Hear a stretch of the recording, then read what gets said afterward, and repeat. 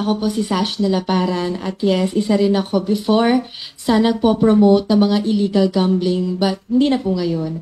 At marami lesson learned na rin po sa akin dahil ang dami na rin talagang nalululong, lalo na yung mga minor, lalo na yung mga taong hindi well off na marami talagang mga kinikita sa buhay.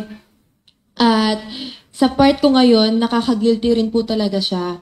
At dahil nga sa laki ng influence namin sa mga tao, marami din talaga nahihikayat na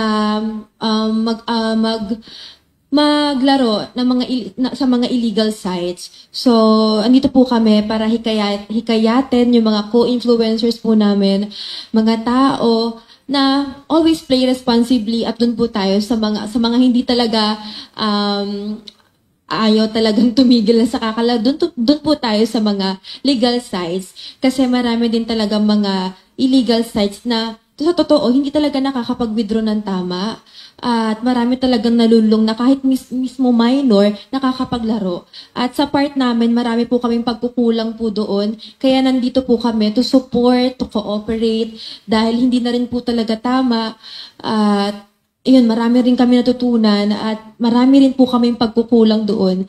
Kaya yun lang po, ine-encourage namin mga co-influencers namin na stop na, please stop na, marami na po talagang nalululong. At yun lang po, dito po kami para to help din po kayo.